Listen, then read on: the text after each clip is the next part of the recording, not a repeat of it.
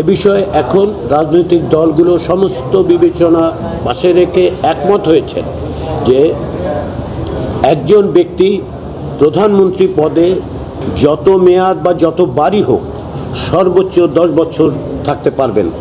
এই জন্য সংবিধানের সংশ্লিষ্ট অনুচ্ছেদসমূহের প্রয়োজনীয় সংশোধনী করা হবে। এরপরে আমরা আজকে যে বিষয় নিয়ে আলোচনা অব্যাহত আছে সেটি হচ্ছে সংসদে নারী প্রতিনিধিত্ব। সংসদে নারী প্রতিনিধিত্বের ব্যাপারে আগে একাধিক দিন আলোচনা হয়েছে। সামগ্রিকভাবে আমরা যেটা লক্ষ্য করেছি যে সংসদে নারীদের প্রতিনিধিত্ব বৃদ্ধি করার ব্যাপারে রাজনৈতিক দলগুলোর মধ্যে ঐকমত্য আছে এবং তার একটি প্রক্রিয়া পদ্ধতি আমাদের খুঁজে বের করতে হবে।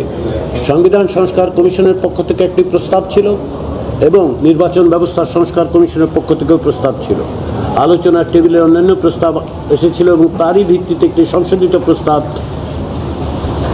ঐকমত্য কমিশনের পক্ষ থেকে দেয়া হয়েছিল। প্রথমে আমরা বলেছিলাম যে এখন ৬৫ অনুচ্ছেদে যেভাবে সংরক্ষিত আসন আছে সেটা বাতিল করে দেওয়ার জন্য আমরা প্রস্তাব করেছিলাম এবং এই প্রস্তাব করা হয়েছিল যে রাজনৈতিক দলগুলো 1/3 আসনে নারীদের মনোনয়ন দিতে বাধ্য থাকবে। এই আলোচনায় অগ্রগতি না হওয়ার কারণে আজকে আমরা ঐকমত্য কমিশনের পক্ষ থেকে যে প্রস্তাব উত্থাপন করেছি তা হচ্ছে যে বিদ্যমান সংবিধানে যে নারীদের সংরক্ষিত 50টি আসন আছে সেটি অব্যাহত রাখা হবে। এর বাইরে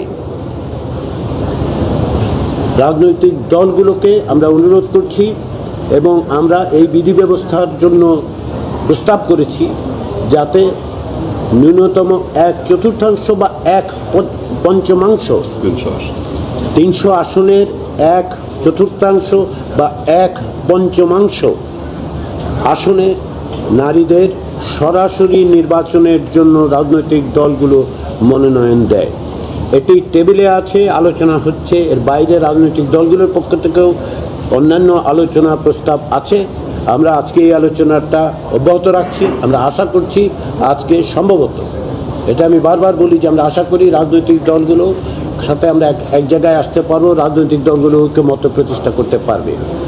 এখন পর্যন্ত আজকের দিনে যে দুটো বিষয় ঐক্যমত্য হয়েছে সেটাকে আমি বড় ধরনের অগ্রগতি মনে করি। কমিশন এটাকে বড় ধরনের অগ্রগতি মনে করে।